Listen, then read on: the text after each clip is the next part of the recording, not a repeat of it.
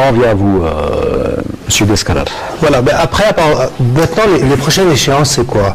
Là, on est en été, c'est le moment où, en général, on a des lois de finances complémentaires. Donc, aujourd'hui, le sujet, le défi, c'est quel va être le budget, s'il y a un budget complémentaire ou une loi de finances complémentaire, quels vont être les réajustements budgétaires qu'il va y avoir dans la loi de finances complémentaire 2016, et quel va être notre budget pour 2017? C'est-à-dire, quels sont les choix budgétaires qu'on va faire? Parce qu'on a vraisemblablement des choix à faire. Donc ça, c'est une des priorités. L'autre priorité extrêmement importante, c'est les réformes sur le terrain en termes d'environnement des affaires, d'investissement, d'attraction de l'investissement national et étranger. Et on a besoin de tous les investissements. Donc c'est la priorité. Les chantiers ils sont simples. C'est environnement des affaires, attractivité réelle des investissements concrètes, et système financier, notre système bancaire financier a besoin de se réformer de façon très importante. On a besoin. On a fonctionné avec sans système financier développé, évolué, mais les prochaines années, on ne pourra pas fonctionner de cette manière-là. On aura besoin d'aller sur le marché pour financer des infrastructures, donc on a besoin de marchés financiers qui fonctionnent. Les entreprises auront besoin des marchés fintech et des marchés financiers pour pouvoir se financer. Ils auront besoin d'une bourse qui fonctionne. Donc là, on a des réformes extrêmement importantes. Est-ce qu'on a cette possibilité avec les donnes dont vous parlez, l'équation un peu compliquée, réussir la phase de gestion, de dépenses et en même temps ne pas interrompre les projets en cours? Parce qu'il y a beaucoup de projets aussi. Justement, je voulais revenir sur cette question du communiqué ou de la dépêche de l'APS. Moi, je pense, c'est un point de vue personnel, je crois que la publication je crois que c'est quelque chose qui a été fait exprès. Parce que quand le ministre parle de changement de mode de financement, ça veut dire quoi? Ça veut dire que les techniques utilisées avant, celles du fonds de régulation de recettes, ne vont plus exister. Pourquoi? Tout d'abord, le fonds va être asséché cette année pratiquement, ou bien au plus tard au début de 2017. Il y a plus d'argent. Non, l'État ne pourra plus utiliser la technique de baser une loi de finances sur un prix bas en espérant un prix élevé, ce qui permet d'avoir un fonds de régulation. Mais là, vous avez 65%, comme le disait tout à l'heure, professeur Youb, je n'ai pas terminé, non. Pour les salaires uniquement. Non, je parle du mode de financement, pour revenir au mode de financement. C'est une manière de dire que la manière de gérer le déficit budgétaire tel qu'il a été fait est obsolète, on ne peut plus. Pourquoi? Parce que le baril de pétrole a baissé. Donc il faut trouver d'autres formes. Et là, on revient à ce qu'on appelle au classique, c'est-à-dire avant on utilisait l'épargne de l'État, c'est-à-dire les réserves. Maintenant on prévoit le gouvernement dans des ménages. Avec l'emprunt. Non, l'emprunt, ce qu'on pourrait appeler l'emprunt, pas uniquement les ménages, parce que je ne pense pas que les ménages vont intervenir, puisque même les entreprises sont sollicitées et elles risquent de vivre des problèmes. Pourquoi? Parce que si les entreprises qui ont besoin de leurs finances pour fonctionner doivent acheter des obligations, de l'argent des banques pour le réinjecter dans une... Non, c'est pas ça. Ça peut gêner le fonctionnement d'une entreprise. Si moi j'ai de l'argent qui est au trésor et que je dois utiliser pour investir ou bien pour me redéployer. S'il est dans un emploi, je vais avoir des difficultés pour le retirer. Ça peut mettre du temps. Pour revenir au mode de financement, et il faut savoir que si le gouvernement rend du public ces chiffres-là, c'est un point de vue personnel, je pense qu'il prépare l'opinion à de nouvelles mesures. Ces nouvelles mesures pourraient être prises dans une loi de finances complémentaire, parce qu'il n'y a pas de miracle. Quand on n'a pas d'argent, il faut chercher l'argent. Où est-ce qu'on va trouver l'argent? On réduit les dépenses, on crée de nouvelles taxes, on augmente les impôts, on bloque les salaires, et ainsi de suite. C'est-à-dire que si le gouvernement a vu que le fonds de régulation des recettes va s'assécher et qu'il faut trouver d'autres solutions, il doit préparer l'opinion à ça. Et évidemment avec la perspective que, comme on dit, le rêve que le prix du pétrole augmente. C'est toujours est-il, c'est pas à très court terme. En 2016, professeur Dmiroub, toujours selon les chiffres communiqués, la fiscalité ordinaire représente le double de la fiscalité pétrolière. Ça dépend de quelle année. 2016. Pardon, 2016. Oui, le double de la fiscalité de 2016. 2016, oui. Oui, si on calcule la fiscalité de 2016 sur le prix de référence à $37, c'est très possible, ça ne pose pas de problème. Et encore, c'est des prévisions. Parce que le pétrole a baissé. Le pétrole a baissé, et puis ce sont des prévisions. Aujourd'hui, est-ce que réellement on va pouvoir collecter cet impôt sur la fiscalité ordinaire? Parce que là aussi, il y a un sérieux problème de collecte de l'impôt, de recouvrement de l'impôt. Ça pose des problèmes. Et comme j'ai dit tout à l'heure, l'assiette n'a pas augmenté, donc on sera obligé, si on fait un alignement de notre budget sur les recettes fiscales ordinaires, si on considère que c'est l'élément déterminant, donc c'est la réduction de la dépense publique. Il n'y a pas un autre choix. Ça d'une part. De deux, ce qui est inquiétant, et là je pense que c'est le problème de réforme structurelle, ce qui est inquiétant dans notre pays, c'est le fonctionnement de l'économie. Lorsqu'on sait que pendant 10 ans, on a eu un taux de croissance des investissements de 15%, et un volume d'investissement de 30% du PIB, investissement global, productif, infrastructure, tout ça pour un taux de croissance qui a varié entre 3,5 et 4,5% au cours des 10 dernières années. Si on compare cette situation avec d'autres pays de la région, pour ne pas aller en Europe ou en Asie, avec même pas le tiers de ce volume d'investissement, ils ont fait des taux de croissance de 5%. Donc il y a un réel problème de fonctionnement de l'économie. On injecte des investissements publics et un peu privés dans l'économie, mais cet investissement n'est pas très efficace. Ne produit pas de la croissance. Là, il y a des investissements oisifs. Et ça, c'est à cause du fonctionnement de l'économie. L'économie nationale n'absorbe pas tous les investissements. Il y a des infrastructures, il y a du potentiel, etc. Mais l'investissement productif, celui qui crée la croissance, n'est pas là. Et là, je pense qu'aujourd'hui, s'il y a des réformes à faire immédiatement, en plus des réformes institutionnelles qu'il faut faire tout de suite, parce que sinon le reste ne marche pas, c'est de libérer totalement et de façon, alors là, radicale, l'investissement. Libération totale, sans aucune contrainte, nationale et internationale. La règle 49-51 ne tient plus. Justement, j'allais poser une question autour de... Elle ne peut pas, franchement, il faut la revoir, il faut l'adapter à des secteurs, mais la laisser comme règle universelle pour tous les secteurs, c'est un blocage. Est-ce qu'elle va figurer dans le prochain code d'investissement? Je crois qu'elle est dans la loi de finances 2016. Je parle du code d'investissement. Le code d'investissement, c'est justement, on a décidé de la faire sortir du code des investissements et la mettre dans une loi de finances. Excusez-moi, mais c'est un débat anachronique. Oui, mais ça. Alors, je termine donc. Aujourd'hui, donc, il faut vraiment aller vers l'investissement productif, lui qui est resté très faible pendant toute cette période, c'est-à-dire l'investissement des entreprises qui produisent. Et ensuite, pourquoi pas les zones franches? Je ne comprends pas pourquoi l'Algérie ne va pas aller vers les zones franches. Qu'est-ce qui empêche? Tous les pays sont développés avec les zones franches. Le Maroc, l'Égypte, la Jordanie, je prends rien que les pays de la région. La Malaisie, l'Iran, l'Égypte est aujourd'hui devenu le premier pays qui reçoit les IDE en Afrique. Le Maroc est deuxième. Ils ont surpassé, ils ont dépassé l'Afrique du Sud.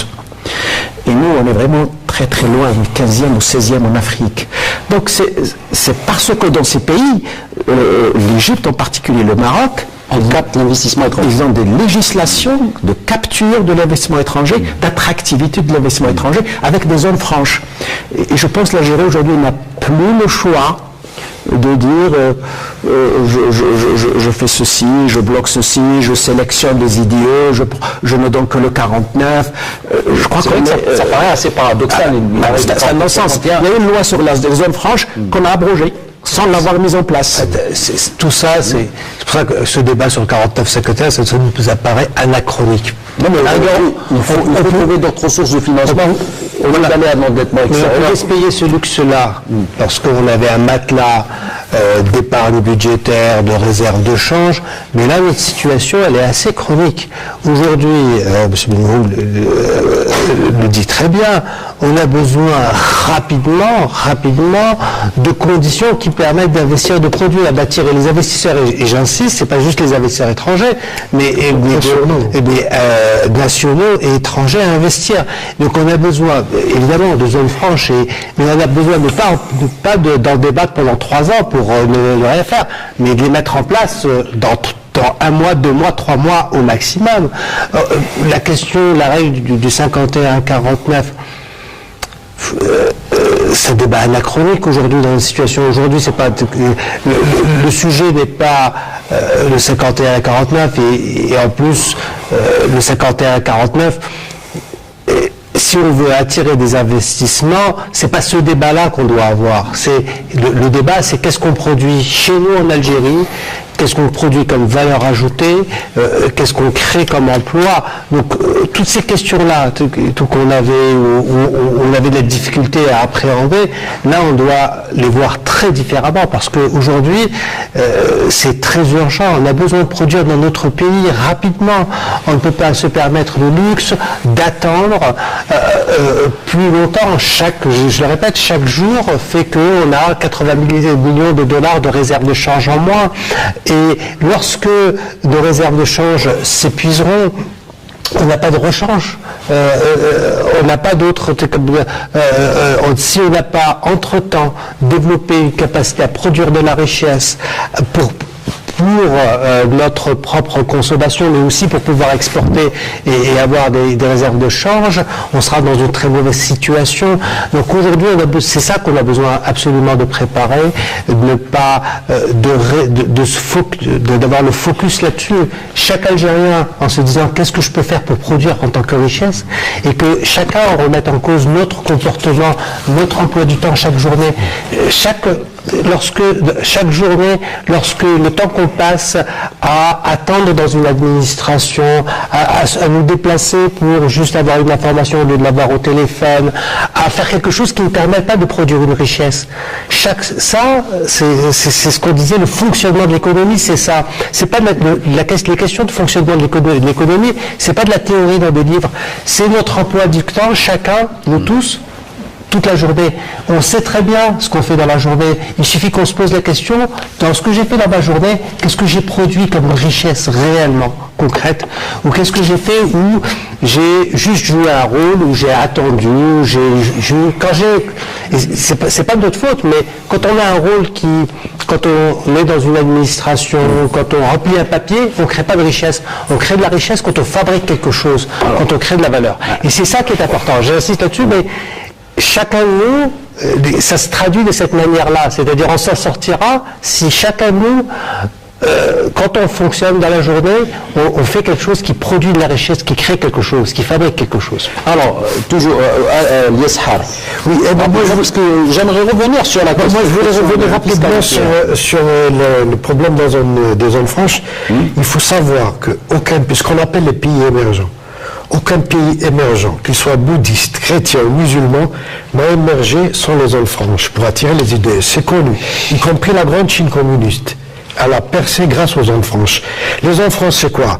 C'est ramener des investisseurs et gagner de l'argent. Et le gouvernement, maintenant, l'actuel gouvernement, ou bien les autres, ceux qui l'ont précédé, pendant 15 ans, leur travail a consisté à distribuer une rente, c'est-à-dire que les exportations des hydrocarbures, les richesses créées par les exportations des hydrocarbures ont été transformées et réparties d'une manière équitable ou non équitable à la communauté nationale. Or, il s'avère que depuis 2014, il y a une crise. Ces exportations d'hydrocarbures ne ramènent pas autant d'argent, autant de richesses. Bon, jusqu'à présent, le gouvernement a intervenu comment? Il a intervenu par l'épargne de l'État, c'est le fonds de régulation des recettes, et le glissement du dinar. Il ne faut pas oublier que depuis 2014, le dinar a reculé entre 20 et 30% par rapport à l'euro et le dinar. Et ça, on le constate dans l'augmentation des prix parce qu'on importe tout. Et maintenant, c'est-à-dire à partir de fin 2016-2017, ceux qui vont gouverner ce pays-là n'auront plus cette rente à distribuer. Ils devront créer les conditions de création des richesses qu'il faut distribuer. C'est ça le fond du problème, je crois. Alors là intervient l'investissement, le climat des affaires, la lutte contre la corruption, le développement de nouvelles technologies. J'aimerais rester, avant de passer à l'endettement extérieur, revenir un peu sur la fiscalité, professeur Boumioub. Et là, ce chiffre qui nous a été communiqué il y a quelques temps par le ministre des Finances, la fiscalité, elle est payée à 99% par 12 wilayas seulement sur 48. Comment expliquer cela? Je n'ai pas un commentaire à faire sur ça, mais ça dénote qu'il y a un sérieux problème d'aménagement du territoire. Ça, c'est le premier point. Ça ne veut pas dire que les autres wilayas sont en dissidence ou sont je ne sais pas quoi. Non, il y a un problème. Ça veut dire que, à part les 12 wilayas, le reste, c'est le désert. Ça, c'est la première lecture qu'on peut faire. S'il y a 12 wilayas qui versent 99%... C'est des wilayas budgétivores, tout simplement. C'est pas normal. Voilà, pas normal. C'est pas normal qu'un territoire comme l'Algérie produit ce genre de situation. Ce sont des anomalies. Je ne crois pas à cette statistique. J'ai une réserve. Mais si c'est vrai, c'est encore plus grave. C'est inquiétant que l'aménagement du territoire en Algérie n'a jamais existé ou qu'il n'a servi à rien, puisque la richesse est restée concentrée dans 12 wilayas, alors que le reste de l'Algérie est dans le désert total. Le désert fiscal, mais derrière le désert fiscal, il y a le désert économique et social. Donc ça, c'est inquiétant. C'est encore plus grave de dire ça. Ou alors, ces 12 wilayas sont dans l'informel, plutôt le commerce, l'importation, sont localisés dans certaines wilayas, etc., etc. Donc c'est une question d'aménagement du territoire et c'est une anomalie dans le fonctionnement d'une économie. Maintenant, la fiscalité algérienne, elle est basée sur le principe de l'équité, l'égal traitement du citoyen devant l'impôt, mais quand on regarde de près, la loi de finances 2016, on note que la fiscalité... Il y a deux collèges, vous voulez dire qu'il y a deux collèges? Pas jusque-là, non, sur la nature des impôts. Ouais. Nous avons la TVA, qui est un impôt, j'allais dire, tout consommateur paye l'impôt. On ne tient pas compte de la fortune ou de la richesse ou du patrimoine. Vous achetez un produit, une bouteille d'eau, et elle a de la TVA, elle est identique pour tout le monde. Puis la deuxième catégorie des impôts, c'est les impôts sur les revenus. Et on note qu'il y a une injustice sur l'impôt sur les revenus, par exemple. Ce sont les revenus fixes, les revenus salariaux, qui supportent le plus cette fiscalité. C'est-à-dire que les revenus non fixes, les revenus qui sont liés à une activité, un commerce, etc., ces impôts souffrent d'un problème de fausse déclaration. C'est une réalité, c'est vraiment la fausse déclaration, elle est ambiante. Et donc, vous trouvez quelqu'un qui gagne beaucoup d'argent à partir de son activité, de son business, tout à fait normal, mais parfois il paye moins que le fonctionnaire. Donc pallier le déficit de l'évasion fiscale pourrait constituer une alternative sérieuse. Absolument. Rétablir la justice devant l'impôt déjà c'est quelque chose d'éthique. Et ensuite, que ceux qui déclarent le revenu honnêtement ne soient pas mis en concurrence ou devant une situation d'injustice par rapport à son voisin qui ne déclare pas, etc., etc. Donc là, ça relève aussi d'un problème de concurrence sur le marché. Parce que si vous payez moins d'impôts que votre concurrent, il aura un avantage sur vous. Donc ce sont des questions, mais encore on revient sur le fonctionnement de l'économie. Donc la fiscalité algérienne mérite d'être revue aussi pour plus d'équité et pour plus de dynamique, de dynamisme pour l'économie. C'est un vrai sujet, puis on n'a pas le choix de revoir entièrement notre fiscalité. Mais ce qui est soulevé là est extrêmement important. Notre fiscalité est inéquitable.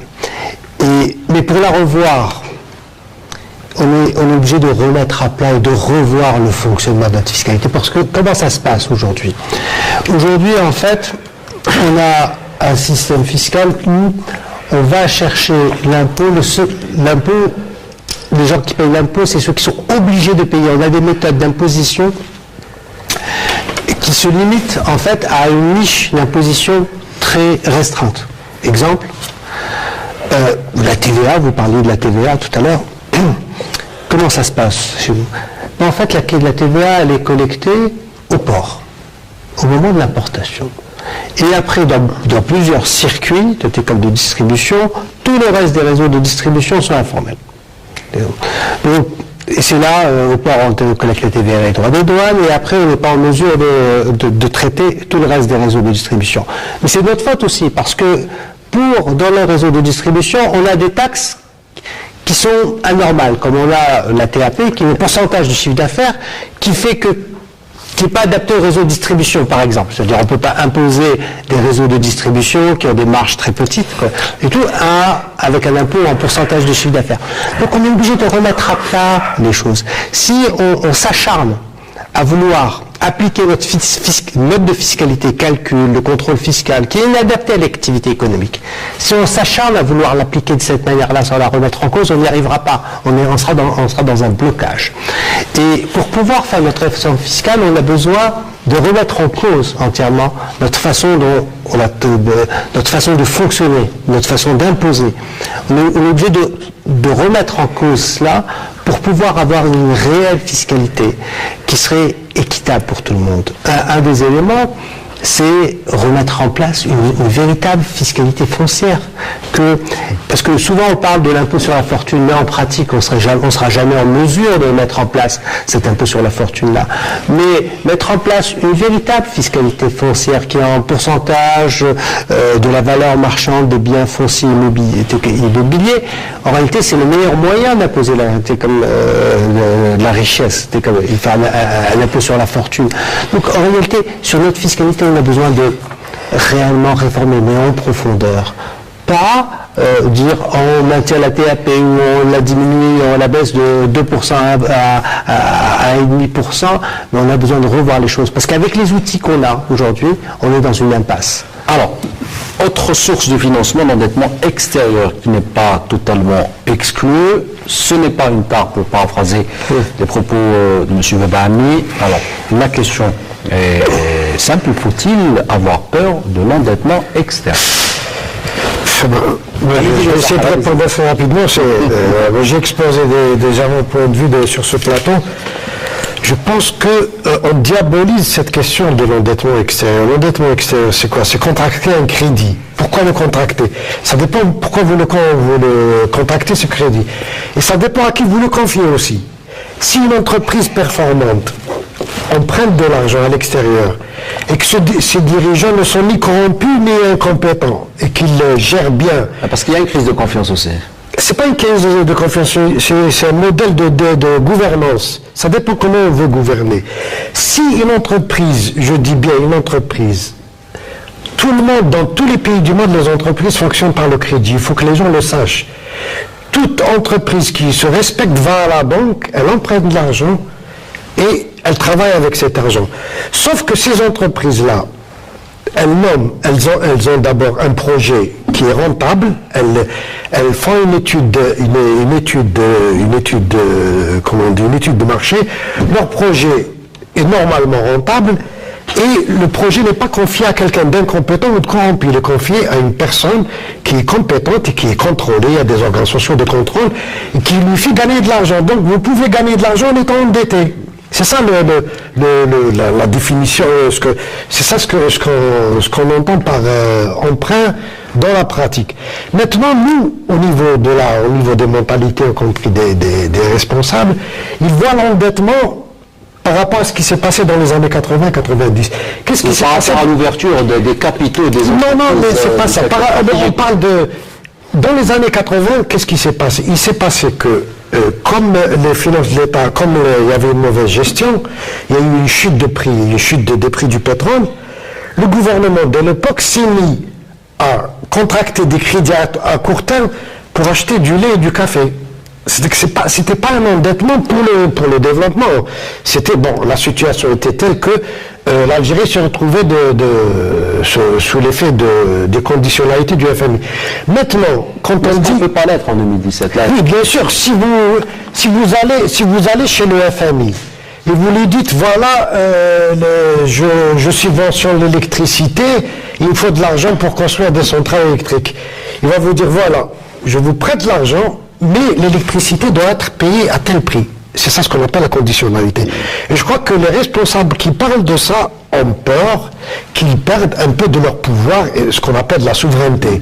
Maintenant, diaboliser le crédit, et là, les gens, d'accord, vous dites pourquoi tout le monde emprunte pour travailler. Ce n'est pas une tare. Non, ça c'est sûr que c'est pas une tare. Pour notre économie, Ça risque de devenir une tare parce que c'est une économie coincée. Et par conséquent, on a peur de la dette extérieure, d'abord sur le plan idéologique. On développe une idéologie de l'indépendance de l'Algérie, de la souveraineté, de l'indépendance de la décision politique, économique de l'Algérie, mais tout un habillage autour de ça qui fait dire que dette extérieure, ça veut dire que j'aurai moins d'indépendance. Les États-Unis sont le pays le plus endetté dans le monde extérieur. Ils ne vivent que de ça d'ailleurs. Alors, premièrement, aujourd'hui, le marché du crédit, le marché de l'endettement international n'est pas favorable pour l'Algérie. L'Algérie, si elle se présente sur ce marché, d'abord ça fait longtemps qu'elle est sortie de ce marché, elle va négocier peut-être à des conditions moins favorables. Elle n'est pas en faillite, mais l'Algérie est un peu en marge de ce marché parce qu'il faut une compétence, il faut des connaissances, il faut savoir comment utiliser ce marché. Aujourd'hui, l'Algérie, le marché financier international n'est pas favorable pour l'Algérie. Bon, ça, on peut traiter cette question. Deuxièmement, quand on s'endette sur l'étranger, il faut préparer les conditions d'une économie productive qui va produire des revenus pour rembourser. Parce qu'au bout de 5 ans, de 10 ans, je ne sais pas combien d'années, ça dépend des échéances, ça peut être à 3 ans aussi, il faut rembourser. Et rembourser en devises. C'est ça la grande question. Parce que vous pouvez recevoir des dollars et des euros, vous les investissez en Algérie, transformés en dinars, ils sont dans le circuit. Mais si vous n'exportez pas, avec quoi vous allez rembourser ?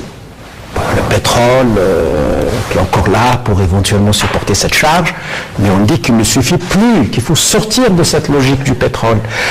Et donc, se pose la question, je vais m'endetter à l'international, mais pour les mettre où et pour exporter dans le cadre d'une diversification, le financement de la diversification, exporter et pouvoir rembourser dans 5 ans, 10 ans. S'il n'y a pas ce modèle économique à mettre en place, le modèle économique avec son modèle de financement, articulé, qui a une cohérence, avec des cash flows qui seront générés avec le temps, au bout de 3 ans, 4 ans, 5 ans, 10 ans, c'est vrai, ça fait peur l'endettement extérieur parce qu'on ne pourra pas payer. Mais je pense qu'avant d'aller à ça, ou du moins segmenter l'économie et voir quels sont les secteurs où c'est possible, Sonelgaz ou Sonatrach peuvent aller à l'endettement international. C'est-à-dire, on ne va pas sur le pays qui va à l'endettement international collectivement, solidairement, etc. Non, je dis à Sonatrach, allez-y, vous allez soulager le budget de l'État, enfin les réserves de change, parce que Sonatrach a une capacité de remboursement. Peut-être Sonelgaz, etc. Certaines entreprises peuvent le faire justement parce qu'elles peuvent dégager des cash flows et des surplus à terme. Mais d'autres, pour financer le budget de l'État, pour financer les infrastructures. Nous avons des solutions que nous n'avons jamais voulu utiliser. Le BOT. Pourquoi l'autoroute, on l'a construit sur fonds propres? Pourquoi?